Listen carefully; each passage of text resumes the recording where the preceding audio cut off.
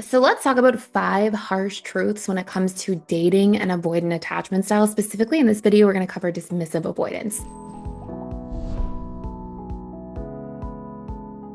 Now, I want to start by saying a few important things here. These are the hard truths if this person is not willing to do the work. And we will be doing a video for each and every attachment style, not just dismissive avoidant. We'll talk about fearful avoidance, anxious attachment style, so stay tuned for those too. But essentially here, this is if somebody's on autopilot, they're not doing the work, they're not really developing any insight into themselves. And these are the things that you'll see until they do the work. Now, I've said this before on this channel, I'll say this again. I'm a little bit biased because I would literally work with people specifically who are coming in to do the work. And I will tell you that I have seen thousands of dismissive avoidance, fearful avoidance, anxious attachment styles, even throughout PDS, tens of thousands of individuals who come in, do the work, and show up as phenomenal partners, phenomenal people. And they retain some of the superpowers of what it means to be the attachment style they were before becoming secure.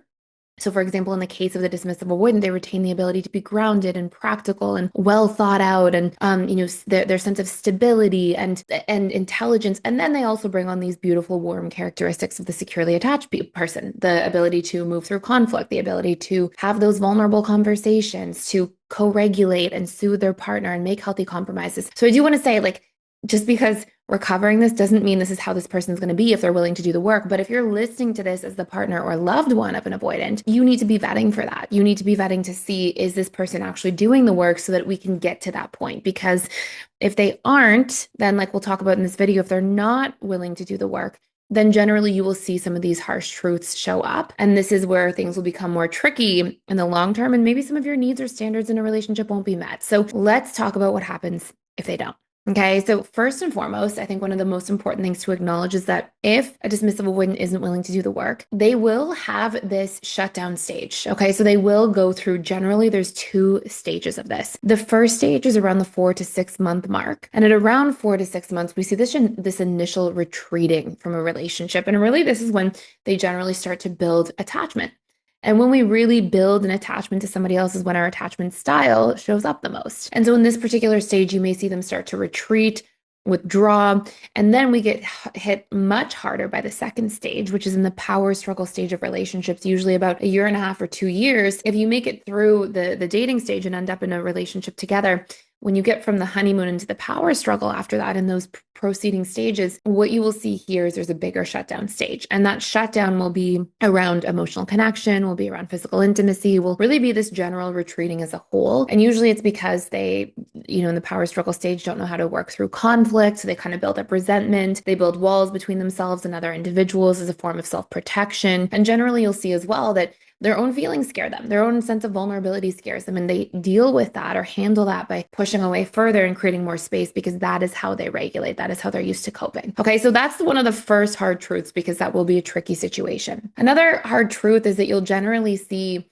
dismissive avoidance until they learn to co-regulate, until they learn to be more vulnerable and open with other people, then they won't know how to regulate while you are in their presence. And what I mean by that is that they'll need less in relationships. They will go into this state of, like, I don't know, you can almost think of, not to go too far down the rabbit hole here, but it's actually really important. When we look at the nervous system and how the nervous system functions, we have different operating states. So we have sympathetic, which is that kind of fight or flight mode. And then in parasympathetic, we kind of have 2 branches. And we have on those branches something called ventral vagal and dorsal vagal. And dorsal vagal is kind of this full shutdown mode. Okay. Ventral vagal is like this openness, this sense of stability, the sense of closeness, connection. We feel like socially comfortable. And it's in ventral vagal that we are good co-regulators. We're good at, like, letting people soothe us. We feel like we can soothe other people. We feel comfortable and safe around others. That is actually a nervous system mode, because dismissive avoidants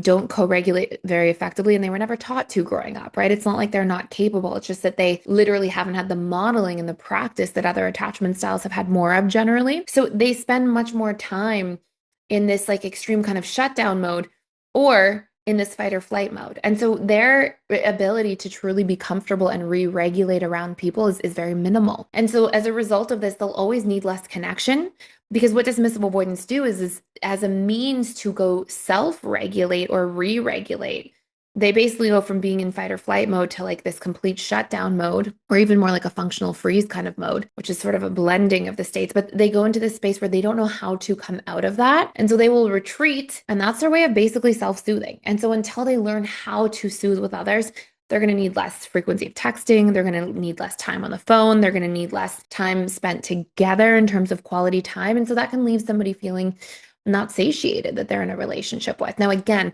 this will change as dismissive avoidants start doing the work, but until they do, that's going to generally be the sort of operating mode that you see this person in. Number three, dismissive avoidants are not reading between the lines. Okay. So a lot of different attachment styles, and I actually will share about this more personally for a second. I remember when I was a fearful avoidant, I absolutely, and this is very common for anxious attachment styles too, I absolutely operated by this theme called covert contracts. And what covert contracts are is essentially this way of showing up and integrating into your world by thinking, okay, if I just do enough for somebody else and show up enough for them, then they're going to want to show up for me. And I'm not worthy of asking for somebody to show up for me unless I'm over delivering to them. And it's almost this idea like you're buying your future ability to ask for help or support because it's not acceptable or okay for you to ask for help and support at the baseline. But unfortunately, what accompanies this mindset of covert contracts is this idea that, like, yeah, basically you can't ask somebody for help. And also, if you're pouring into them, if somebody did that to you, you would want to repay them. So you're hoping that by showing up and pouring into somebody else, they're going to want to show up for you. Dismissive avoidance quite simply do not operate that way. And that could be for better as it could be for worse, right? Like they respond to communication literally. If you have a need, they expect you to tell them. If you're doing things that you don't want to do, they're not going to, catch that. They're not going to clock that. They're going to be like, why would you ever do something you don't want to do? I don't do things I don't want to do. So they just assume if you want to do something, that's of your own accord, of your own autonomous decision-making process. And so for me, what was really helpful in my own healing journey was to learn to not operate by covert contracts, to learn to like be open to receiving, to state my needs as they were. And that really improved all relationships, including relationships with dismissive avoidance that were in my life. So, that can actually be kind of a good thing, but I think it's a really hard thing until you realize what's going on if you are operating by covert contracts yourself. Okay. So if you want to talk to a dismissive avoidant, you have needs, say them literally. And this brings me to point number 4. Dismissive avoidants almost never respond well to criticism. Okay. So if you are even slightly critical, if you're like, oh, you didn't do that, or hey, why aren't you doing this? Or do you even care? Like if you're making these kind of comments and they come across as nagging or criticism, there's not going to be room for that to enrich the relationship. Dismissive avoidants are just going to clock that as criticism. They're going to feel very shut down and threatened by it. They feel like it's a character assault when you criticize them, and they will retreat even more.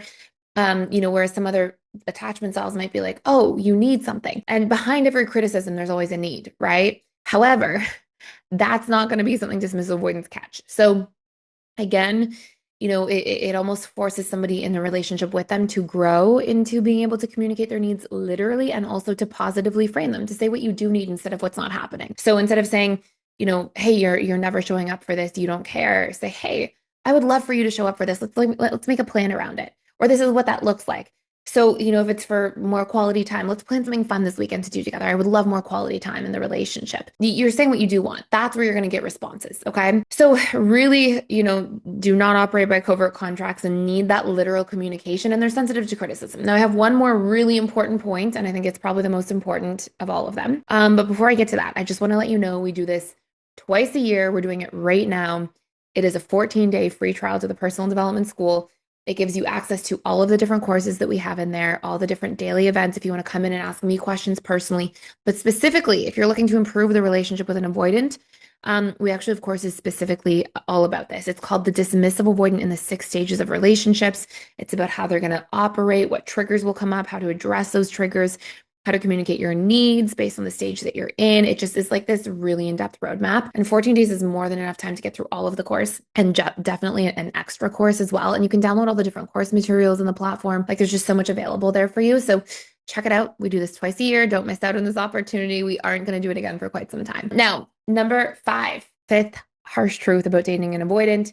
they often don't compromise well. So they take a compromise, a request for compromise as like you're trying to change them as a person. And so they're going to feel defensive about it. And it's hard because they won't really hear you. And that is where you have to be able to explain the importance of compromise. Securely attached individuals do compromise in relationships. A compromise isn't asking you to change yourself. I always think of the analogy that like if somebody's asking you to compromise, it's almost as if, you're sitting on a park bench and a stranger comes and there's nowhere else to sit and they want to also sit on the park bench and you're sitting in the middle. You're going to move over a little bit. It's not saying you have to get off the park bench and never come to the park again. It's just saying, hey, can you move down a little? You can still sit on the park bench. You can still do you, but just make a little bit of space for another person. And that's what compromising is. And I think that dismissive avoidants are so afraid of being seen as defective or incapable or losing autonomy over themselves and their lives, that they take somebody requesting a compromise as like, you're going to change everything about them. And that's a really hard thing. That's a really harsh truth about this dynamic until this person's willing to do the work. So you need to be vetting by their actions, not their words. People can say they want to do the work or one day they'll do the work. No, you need to be looking at, are they actually doing the work?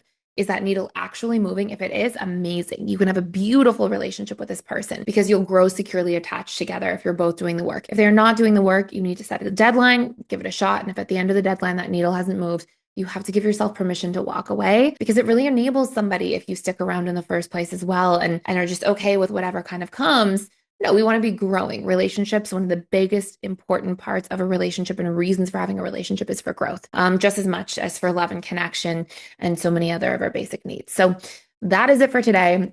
Please comment down below what hard things you've seen about dating an avoidant, but also share your beautiful stories too. So when we do have people come here and stop by, they realize, hey, you can change. Have you seen change and growth with an avoidant? Are you an avoidant working on yourself? I think it's great to share those things and give hope. I definitely see it all the time inside of PDS, but when I was running my client practice, I would see it there all the time too. So anyways, that's it for today. Please like, share, and subscribe to this channel if you haven't already and you watch these videos. I put a daily video up so you have always like a resource or something helpful or supportive for you on a hard day, or just if you're looking to have that kind of daily breakthrough in regards to learning more about attachment styles and the subconscious mind and relationships. And I will be doing videos for the anxious attachment style and the fearful avoidance, so just don't miss those either. Thanks for watching. I'll see you soon.